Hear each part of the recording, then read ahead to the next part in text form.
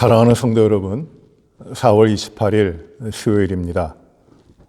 오늘도 저희가 예배 후 3일간 하나님의 뜻 가운데 지내다가 이 수요일 저녁 시간에 다시금 하나님 앞에 이 귀한 예배로 드리게 됩니다. 마음을 정돈하시고 주님 앞에 우리 기도하심으로 수요 예배를 시작하십니다. 기도하십니다. 은혜로우신 아버지 하나님 감사합니다.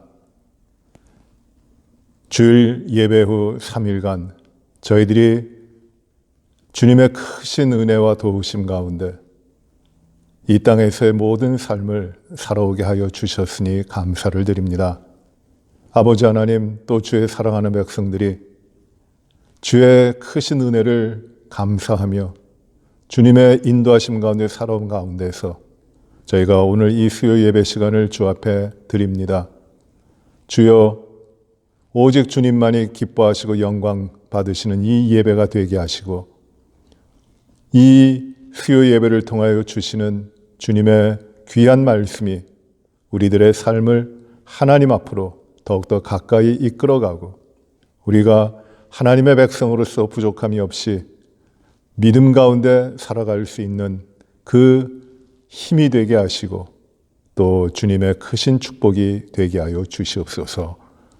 온 모든 예배 시종을 주 앞에 의지하오며 주님의 귀하신 능력으로 우리의 모든 예배자들에게 함께 하시기를 간절히 바라옵고 예수님 이름으로 기도하옵나이다. 아멘. 찬송가 같이 하십니다. 찬송가 549장 내 주여 뜻대로 행하시옵소서 찬송을 하시겠습니다. 504. 오늘 주시는 하나님 말씀은 디모데전서 1장 13절부터 15절까지의 말씀입니다. 디모데전서 1장 13절부터 15절까지의 말씀. 디모데전서 1장 13절부터 15절의 말씀입니다. 내가 전에는 비방자요 박해자요 폭행자였으나 도리어 긍휼을 입은 것은 내가 믿지 아니할 때에 알지 못하고 행하였음이라. 우리 주의 은혜가 그리스도 예수 안에 있는 믿음과 사랑과 함께 넘치도록 풍성하였도다. 믿보다 모든 사람이 받을 만한 이 말이여, 그리스도 예수께서 죄인을 구원하시려고 세상에 임하셨다 하였도다. 죄인 중에 내가 괴순이라. 아멘.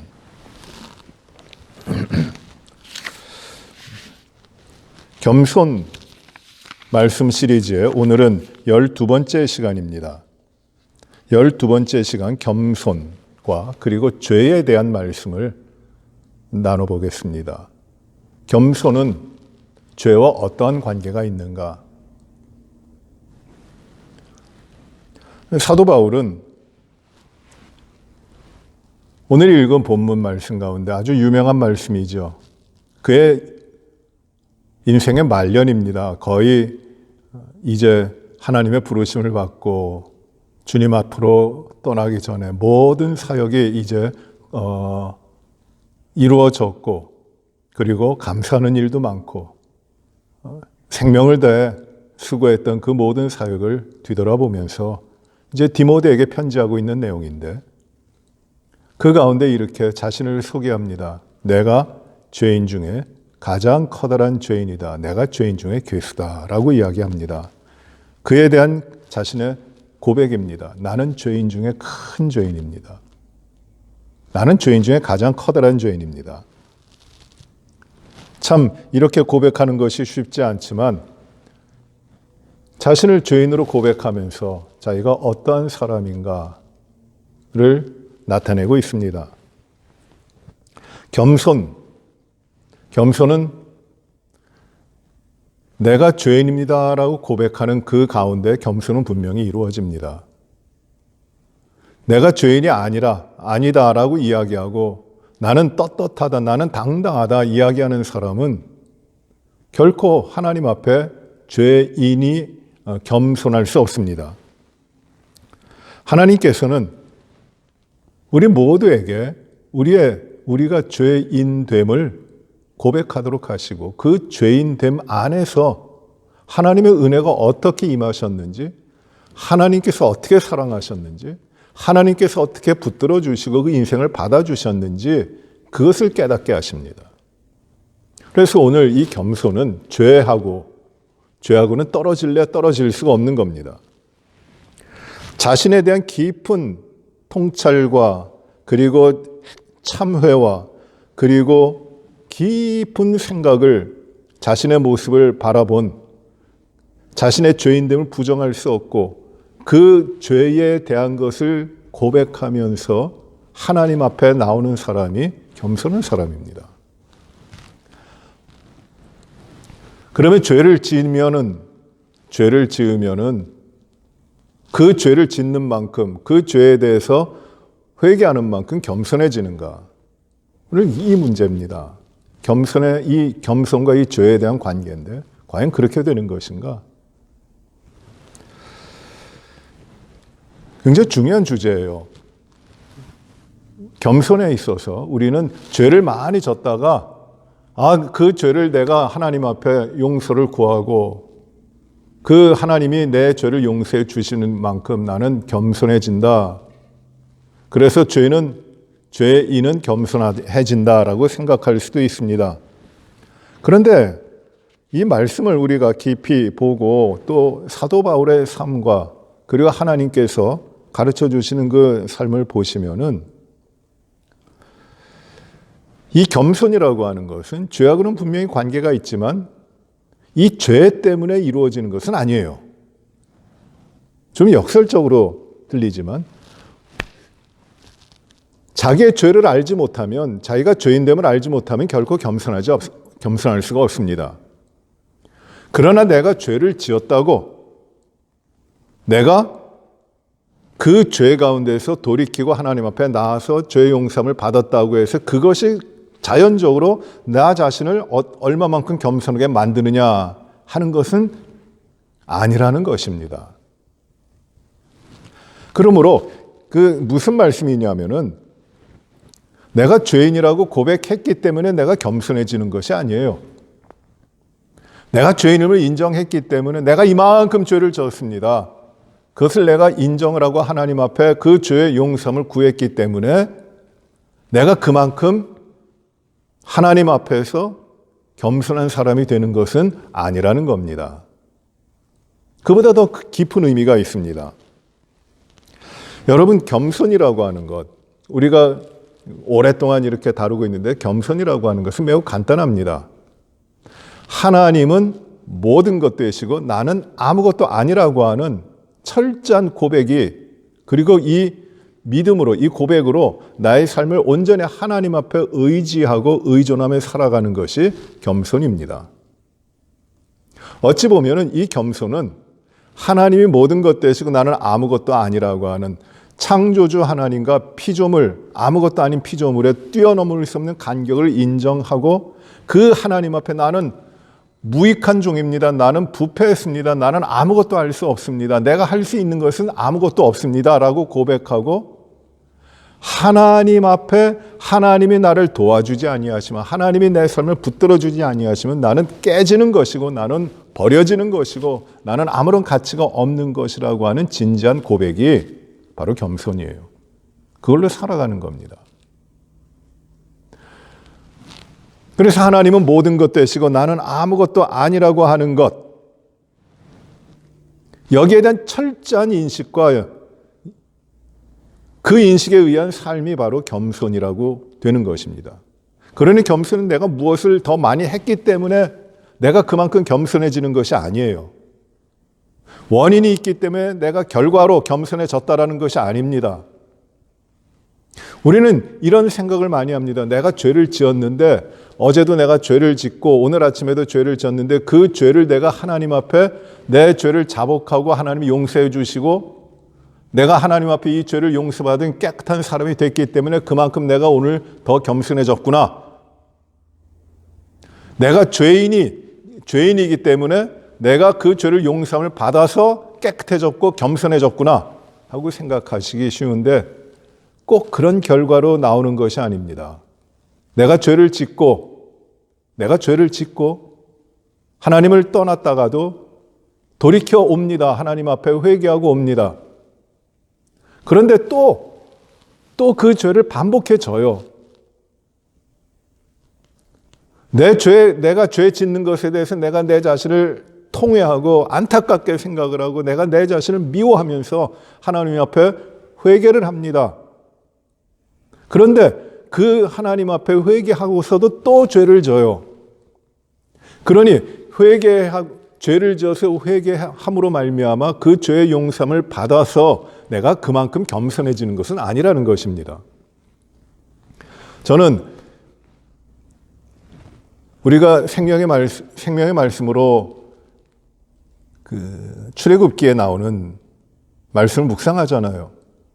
근데 완악하다라는 이 바로와 애굽 사람들에 대한 말이 결국 이것이 바로에게만 주어진 말이 아니에요. 완악하다. 그 마음이 무겁다. 그래서 자기가 하나님을 인정하지 않고 하나님과 싸우려고 하는 것, 대적하는 것, 하나님을 무시하는 것, 이게 완악한 것인데 그 마음이 제게 있더라고요. 죄를 집니다. 하나님이 기뻐하지 아니하시는 일을 합니다. 이기적으로 돼버립니다. 하루에도 몇 번씩 이것이 죄인 줄 알면서 이것이 하나님이 기뻐하지 아니하시는 줄을 알면서도 죄를 집니다. 부족한 일을 합니다. 생각으로도 죄를 집니다.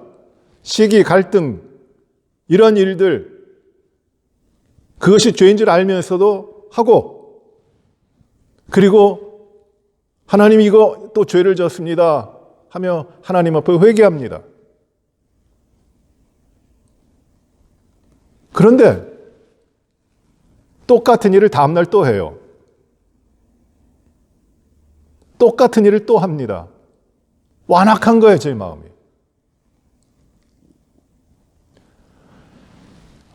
내가 죄를 짓고 그 죄에 대해서 용서를 구했고 그 용서를 받았다고 하는 확신이 있기 때문에 내가 겸손해지는 것은 결코 아니더라고요.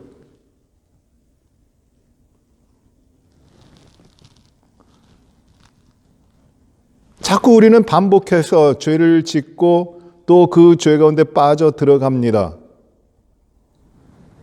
내가 죄를 짓으니 이 죄에 대해서만 용서를 받으면 내가 거룩해질까요? 내가 겸손해질까요? 결코 그렇게 안 되더라는 것이에요. 겸손해진다고 하는 것은 내가 죄를 짓고 죄를 용서를 받았다는 것보다 훨씬 더 다른 차원이고 더 깊은 차원이라는 것이에요.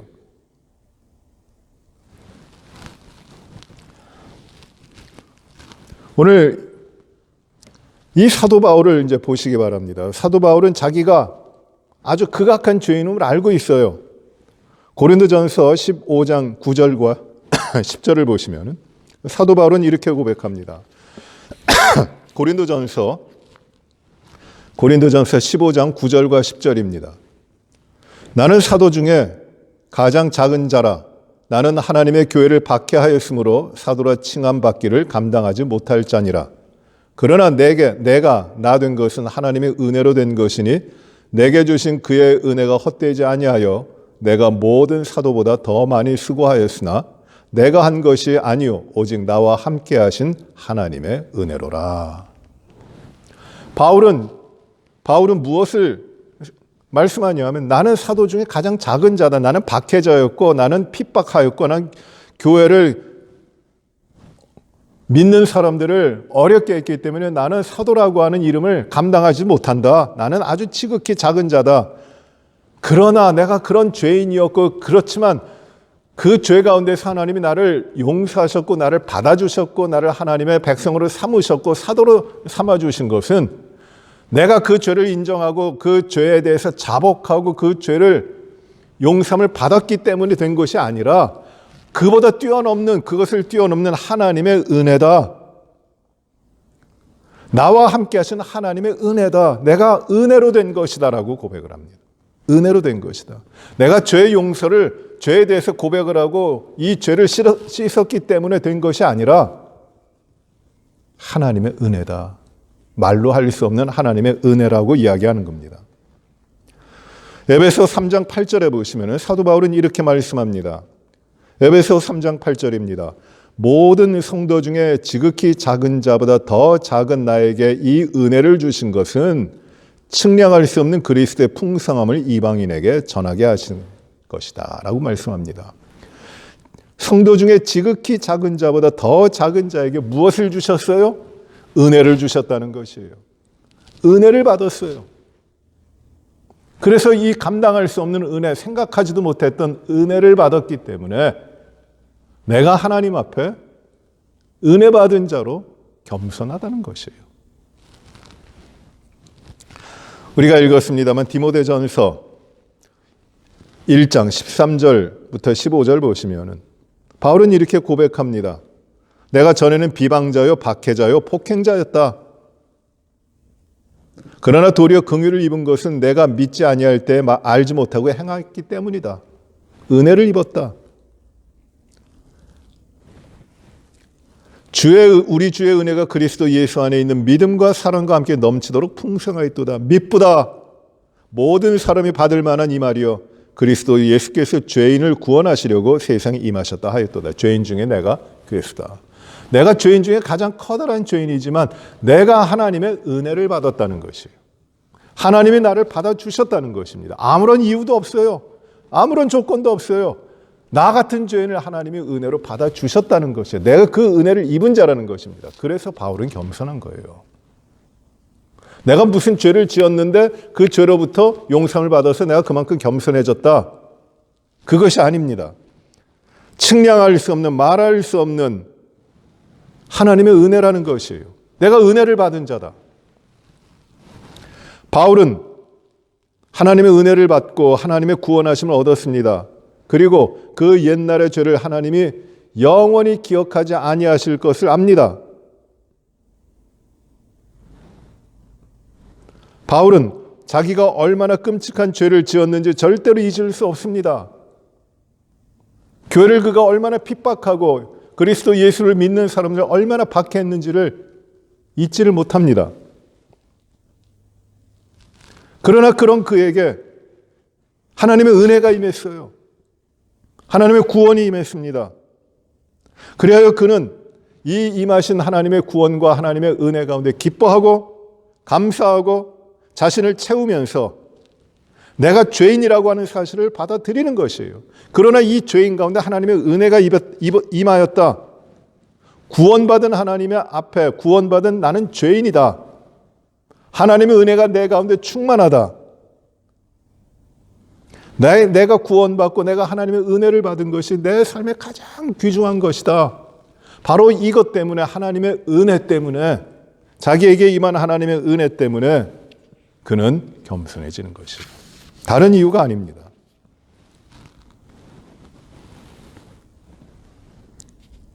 바울을 볼 때 바울이 많은 서신을 기록을 했고 자기 자신에 대해서 이야기하는데 그가 하나님의 은혜를 받고 하나님의 택하심과 구원하심을 알고 그 이후에 내가 어떻게 이 내 일상생활에서 날마다 삶 가운데서 내가 지은 죄가 무엇이었는지 거기에 대한 고백은 없어요. 거의 없어요. 내가 이런 죄를 지었는데 내가 이 죄를 이렇게 회개하고 이렇게 고백했다. 그래야 하나님이 나를 용서해 주셨다.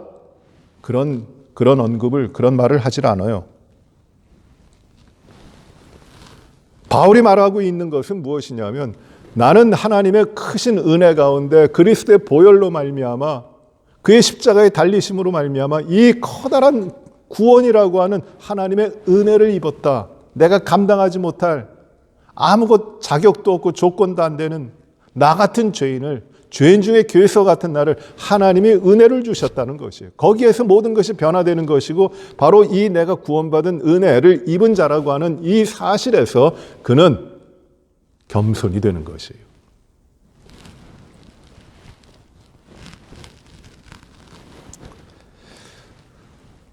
그러니까 바울이 겸손에 대해서 말하고 있는 것은 그 이유가 어디에 있냐면 내가 죄를 지어서 내가 어제도 죄를 짓고 오늘 아침에도 죄를 짓고 많은 죄를 지었는데 그 죄를 하나님 앞에 고백하고 용서를 구했더니 하나님이 깨끗하게 만들어 주셨다. 그래서 내가 그만큼 겸손해진다.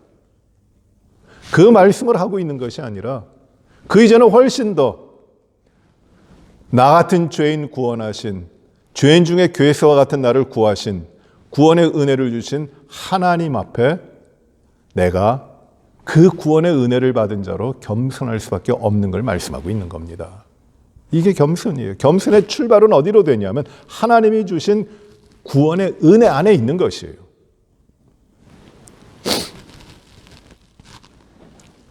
사랑하는 성도 여러분,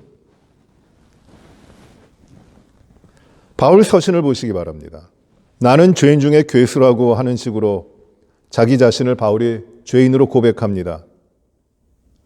그러나 바울 서신에는 자기가 스스로 지은, 바울 자신이 지은 죄에 대한 고백은 전혀 찾아볼 수 없어요. 내가 어떻게 무슨 일을 졌는데 하나님이 용서해 주셨다. 하나님의 구원의 은혜를 받은 자로서 자기의 단점이라든지 자기 결점이라든지 자기의 부족한 것이라든지 자기가 하나님 앞에 받은 의무를 행하지 못했다는 것이라든지 사랑을 행하지 못했다는 것이라든지 약속을 깼다든지 이런 죄를 범했다는 것은 하나도 없어요.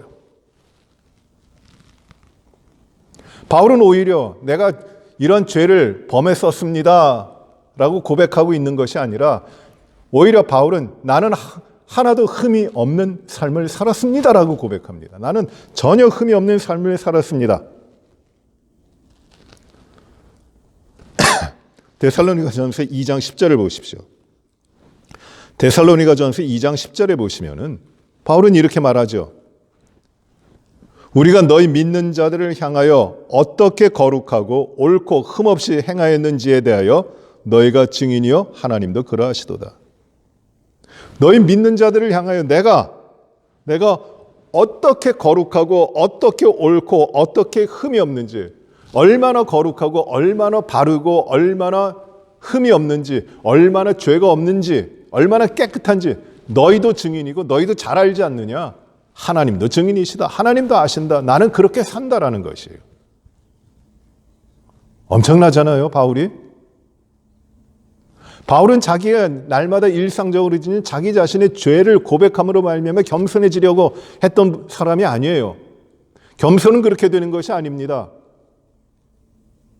하나님의 크신 은혜를 받았기 때문에, 하나님의 크신 은혜 가운데 있기 때문에, 내 안에 하나님의 은혜가 있고 내가 이제 구원받은 하나님의 백성이 되었고 천국 백성 되었고 하나님의 자녀가 되었기 때문에 나는 그 하나님 앞에 겸손할 수밖에 없는 거예요.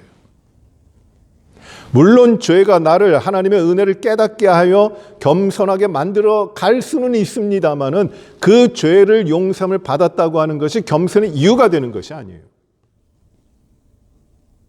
겸손은 철저하게 하나님의 은혜에 대한 나 자신의 반응입니다.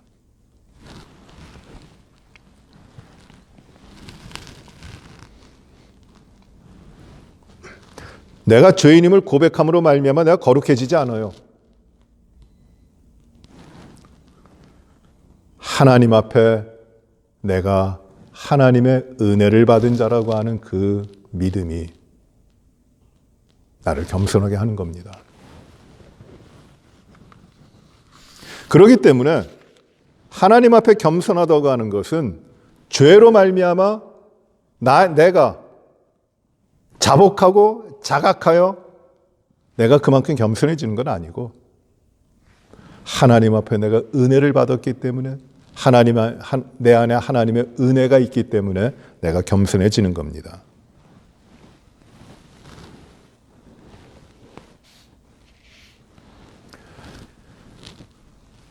더 깊은 겸손의 신비로운 영역으로 들어가는 것은 무엇이냐 하면 바로 이 내 자신 안에 하나님이 주신 은혜를 예수 그리스도 그 아들이 십자가에 달려 죽게 하시는 그 하나님의 무한하신 사랑과 자비하심과 나 자신을 긍휼히 여기시고 나를 이끌어 주시는 그 하나님의 말할 수 없는 은혜가 있기 때문에 나는 그 은혜에 의하여 비로소 낮아지는 겸손이 이루어지는 겁니다. 죄인이 회개하여 겸손해지는 건 아니에요. 하나님의 은혜가 있기 때문에 겸손해지는 겁니다. 하나님의 크신 구원의 은혜를 깊이 생각하면 더욱 풍성한 은혜 가운데 우리가 거하게 되고, 그 은혜 가운데 있을 때 나는 한없는 죄인임을 깊이 발견하게 되고, 내가 얼마나 불쌍한 존재고 내가 얼마나 처참한 죄인이었는지를 깨닫게 되는 것이고, 그리고 한순간도 잊지 않고 하나님 앞에 겸손하게 서게 되는 것입니다. 죄가 많은 곳에 은혜가 더한다 그랬어요. 죄가 많다고 하는 것은 내가 하나님 앞에 죄를 깨달아가는 것이에요. 나는 한없는 죄인이고, 나는 심각한 죄인이고, 나는 생각하면 생각할수록 아무것도 아니라고 하는 죄인입니다. 그걸 깨달아가는 것이에요. 그러나 그거를 뛰어넘는 하나님의 은혜가 더 깊이, 내가 죄인임을 내가 고백하고 죄인임을 깨닫고 아무것도 알 수 없는 죄인임을 깨달을 때 하나님의 은혜가 그 가운데 점점 더 깊어지는 것이에요.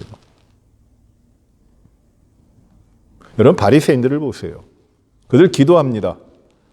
죄에 대한 고백도 많이 합니다. 자기의 의를 나타내면서도 자기가 이렇게 회개한다고 하는 것에 대한 과시도 합니다. 그러니 나는 얼마나 거룩하냐? 이게 바리새인들이에요. 내가 이만큼 회개하지 않았느냐? 그래서 내가 이만큼 거룩하지 않느냐? 내가 이만큼 겸손하지 않느냐? 이걸 나타냅니다. 자랑합니다. 이게 바리새인들입니다. 그러나 그들의 이 모든 것들은 다 헛것이에요. 자기를 드러내는 것입니다. 하나님 인정하는 것이 아니에요. 결코 겸손하지 않습니다.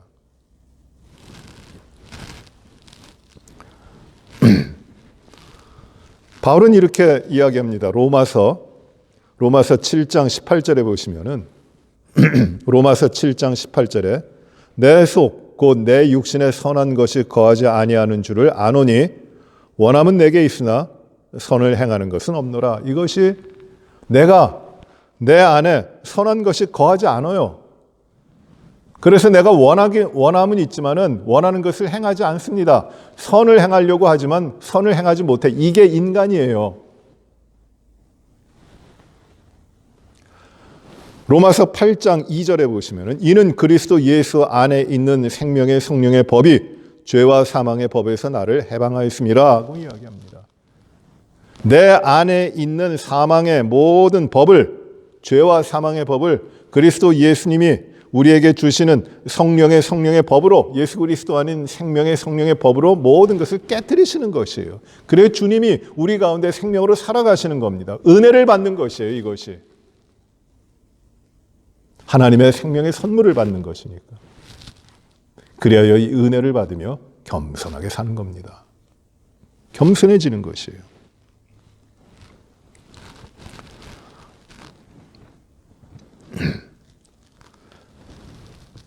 성화라는 게 있죠. 성화라는 말은 날마다 거룩해져 가는 겁니다. 점차적으로, 점진적으로 내가 거룩해져 가는 것이 성화입니다. 성화는 날마다 시간이 지나면서 거룩해지기를 시작합니다. 그러면 시간만 지나면 이 거룩이 이루어지는 걸까요? 그렇진 않아요. 이 성화의 시작에는 어떤 것이 있느냐 하면 내가 하나님의 은혜를 받은, 하나님의 구원의 은혜를 받은 하나님의 자녀가 됐다고 하는 그 성화의 시작되는 지점이 있어요. 데피니트하게 성화가 이루어지기를 시작하는 아주 확실한 지점이 있습니다. 그것이 회심을 하고 구원받게 되는 그때인데, 그때에 내가 하나님의 자녀가 되는 것이에요. 구원의 은혜를 내가 받는 것이에요. 하나님의 한량없는 구원의 은혜가 나한테 임하는 겁니다. 그때에 비로소 성화가 시작되기를 시작하는 것이에요. 시간만 지나면 성화되는 건 아닙니다. 내가 그리스도를 통한 하나님의 은혜를 받고 그때 성화가 시작되어 이 은혜 가운데 거하고 또 은혜 가운데 거하면서 시간이 지나며 내가 점점 더 거룩해져 가는 것이 성화라는 것이에요. Definitive sanctification. 어떤 한정적이고 아주 분명한 성화의 지점이 있는가 하면 거기서 시작된 거룩함의 과정은, 성화는 progressive sanctification, 점점 더 점진적으로 발전해 가는 것이에요. 이것이 다 하나님의 은혜 가운데서 이루어지는 겁니다. 하나님의 구원의 은혜가 없다면 나는 조금 더 거룩해지지 못하고 나는 조금 더 겸손할 수 없는 겁니다. 그래서 내가 날마다 구원의 은혜, 나를 택해 주시고 나를 붙들어 주시고 나를 사랑하시는 하나님의 그 그리스도 안에서 나의 생명을 구원하신 하나님의 은혜를 생각하고 또 그거를 가지고 살아갈 때 나는 날마다 거룩해지고 날마다 겸손해지는 것이에요. 구원의 은혜를, 하나님의 은혜를 제하면은 아무런 겸손이 이루어지질 않습니다.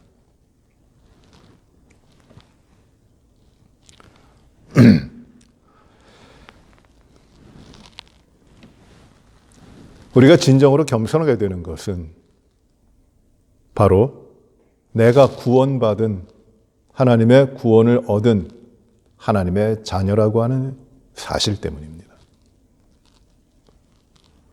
내가 잘못한 것을, 내가 죄에 지은 것을 하나님 앞에 용서함을 구했더니 용서해 주셨다. 그건 사실이에요. 죄에 대해서 용서를 해 주십니다. 우리가 아담의 후손으로서 본성의 죄, 원죄를 우리가 예수 그리스도로 말미암아 용서함을 받았어요. 그래서 예수님은 첫 번째 아담에 실패한 그것을 예수 그리스도 두 번째 아담께서 우리를 구원하신 것이에요. 그 구원의 은혜가 임하게 한 것입니다. 그래서 우리는 구원받은 자로서 살아갈 때 이 구원의 은혜 가운데서 거하게 되는 것이에요. 우리가 잘못했기 때문에, 우리가 죄를 지었고 우리가 불의한 일을 행했기 때문에 그것을 뉘우쳐서 바르게 살아가면 우리가 거룩해지는가, 그만큼 겸손해지는가 하는 그런 문제가 아닙니다. 다른 종교들에서는, 다른 어떤 수행이라든지 가르침에서는 그렇게 가르쳐요. 내가 얼마만큼 깨끗하게 행했느냐, 내가 얼마만큼 바르게 행했느냐, 내 삶이 어떻게 됐느냐, 그 결과에 따라 갖고 그 결과가 내 삶에 영향을 준다는 것이에요.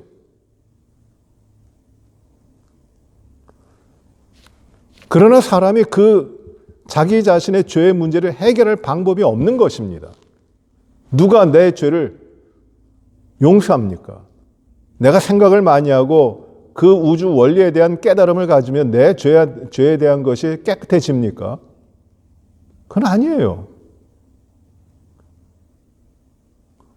하나님이, 그 전능하신 하나님이 우리 인류를 만드시고 사람을 창조하신 그 하나님 앞에 죄를 지은 것이기 때문에 그 하나님이 용서하셔야 되는데, 문제를 해결하셔야 되는데, 그 문제를 누가 어떻게 해결하시냐면 그리스도 예수 하나님의 아들을 보내셔서 우리의 죄를 담당하게 하심으로 우리의 모든 죄가를 용서하셨거든요. 나는 아무것도 한 것 없는데. 이게 하나님의 은혜인 거예요. 은혜입니다. 우리는 은혜를 받은 자예요. 그래서 날마다 우리가 죄를 지을 때 이 은혜가 있기 때문에, 은혜 받은 자이기 때문에 그 날마다 짓는 자범죄에 대한 거를 하나님 앞에 고백하고 용서를 구할 때 하나님이 사해 주세요. 그러나 우리를 겸손하게 하는 것은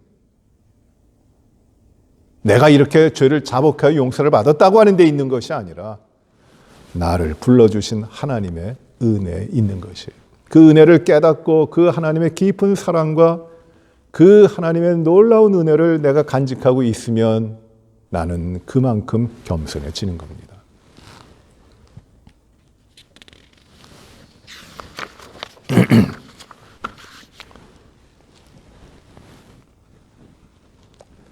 겸손하려고 하면서도 겸손하지 못한 사람들이 참 많아요. 믿음을 가지고 있는 사람들 가운데도 겸손을 행하지 못하는 사람들이 많아요. 자비와 긍휼과 온유함과 오래 참음, 얼마나 좋은 겁니까? 이걸 가지려고, 이걸 행하려고 많은 사람들이 노력을 합니다. 그러나 겸손과는 거리가 먼 사람들이 많아요. 세상에서 엄청난 일을 하면서 겸손하지 못한 사람들이 많아요. 교회 안에도 믿음의 지도자들, 믿음으로 살아가는 사람들 가운데 놀라운 믿음을 가지고 있기는 하지만 겸손하지 못한 사람들 많아요. 겸손의 모양은 있지만 진실로 겸손하지 못한 사람들 많아요. 왜일까요? 왜 겸손하지 못한 것일까요? 다른 것 아니에요. 하나님이 나에게 주신 그 은혜를 조금 더 깊이 생각하지 않으려고 그래요. 은혜를 누리지 못하는 것이에요. 하나님의 은혜 가운데 들어가니 나는 낮아지고 나 같은 죄인 구하신 하나님의 크신 사랑 가운데 나는 낮아져. 나는 아무것도 아니라고 하는 고백을 하나님 앞에 드릴 수밖에 없는데 은혜를 받았기 때문에. 믿는다고 하면서 겸손하지 못한 사람들은 이 깊고 깊은 그 하나님의 은혜를 깨닫지 못하는 것입니다. 사람을 겸손하게 하는 것은 죄가 아니에요. 하나님의 은혜입니다. 죄로부터 구원하시는 하나님의 은혜입니다. 율법이라고 하는 것이 귀중한 겁니다. 그러나 율법은 사람을 두렵게 합니다. 마음을 깨어지게 합니다. 율법 앞에 사람이 힘듭니다. 저거 범하면 어떡하지? 두려운 마음을 가지게 됩니다. 그래서 그 앞에서는 편안하지 않아요. 항상 옥죄입니다. 이 율법을 따라 살아가는 것은 거룩하지도 않아요. 거룩한 모양은 있지만 항상 조정되는 것이에요. 자유함이 없어요. 기쁨이 없어요. 율법을 준행하는 그 가운데 기쁨이 있다면 내가 이 율법을 지켰구나에 대한 기쁨이지, 내가 지켰다고 하는 기쁨이지 진정한 기쁨은 그 안에 없어요. 겸손도 마찬가지입니다. 어떤 율법을 지킴으로 말미암아 내가 겸손해질까요? 그렇진 않아요. 그러나 하나님의 은혜 가운데 있으면은 나는 아무것도 아니라는 것을 깨닫는 것이고 하나님이 모든 것 되신다고 하는 것을 깨닫는 것이기 때문에 겸손은 어떤 상황 가운데 있든지 어떤 처지에 있든지 내가 기쁘든지 슬프든지 내 삶의 정황이 어떠하든지 하나님 앞에 기쁨을 가질 수 있어요. 겸손하기 때문에. 이게 놀라운 겁니다. 아브라함과 이사야 굉장히 높은 위치에 있다가 낮아집니다. 쭉 내려갑니다. 낮추시고 엎드리게 합니다.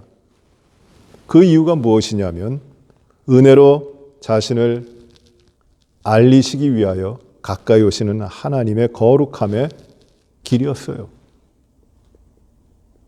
그들을 너희의 힘으로 사는 것 아니다. 은혜로 사는 것이다. 그 은혜 가운데 하나님께서 불러주시는 겁니다.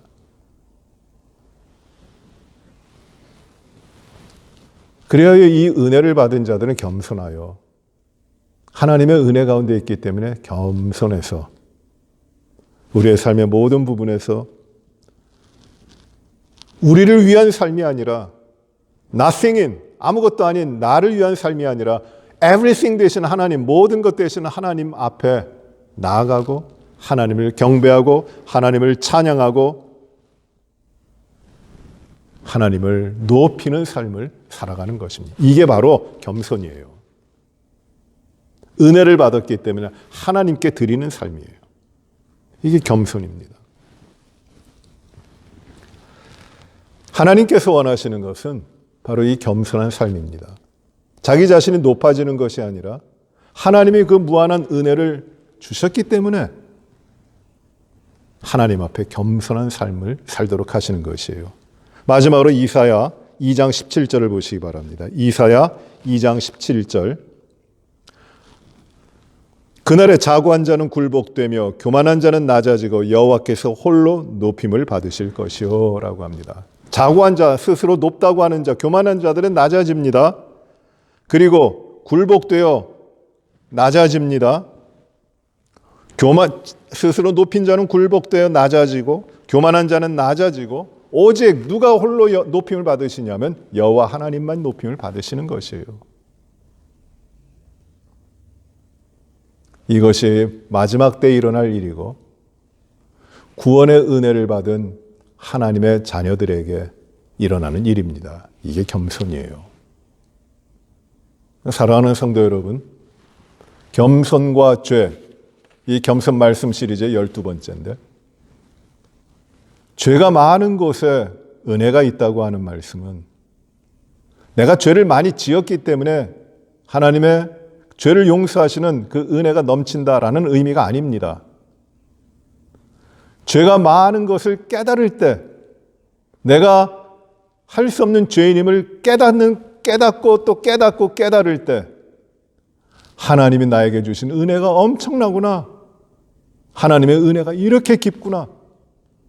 하나님이 나에게 주신 은혜를 정말 말로 다 형용할 수 없구나. 나 같은 죄인 중에 교회에서 같은 나 같은 죄인을 구원하신 하나님의 은혜. 그거를 깨닫고 그 가운데 은혜 가운데 살아가면 살아갈수록 하나님은 그 사람이 겸손해지도록 하시는 겁니다. 사랑하는 성도 여러분, 우리가 은혜 받았죠. 은혜라는 말은 너무 귀중한 단어예요. 은혜, 한량없는 하나님의 은혜. 은혜, 내가 꿈도 꾸지 못하는 모든 것들을 하나님이 주신 은혜. 세상에 줄 수도 없고 세상이 생각하지도 못하는 생명의 은혜. 이걸 하나님이 저에게 주셨거든요. 그러니 이제는 이 은혜 가운데 다른 어떤 것 두려워하지 않고 또 부러워하지 않고 내 자신이 이 땅에서 부끄럽지도 않고 당당하게 그러나 하나님 앞에 하나님이 모든 것 되시고 나는 아무것도 아닌 한량없는 죄인이라고 하는 사실을 고백하며 엎드려지고 하나님만을 높이는 이 삶, 이게 겸손입니다. 은혜 받은 자는 겸손한 것이에요. 우리 모든 사랑하는 성도님들, 우리 모든 삶에 하나님의 크신 은혜가 있음을 깊이 깨닫고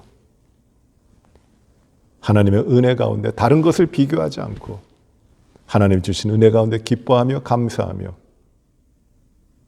우리가 은혜를 생각하여 점점 더 겸손한 삶을 살아가시도록 하나님이 우리 모두를 말씀 가운데 축복을 주시기를 간절히 바랍니다.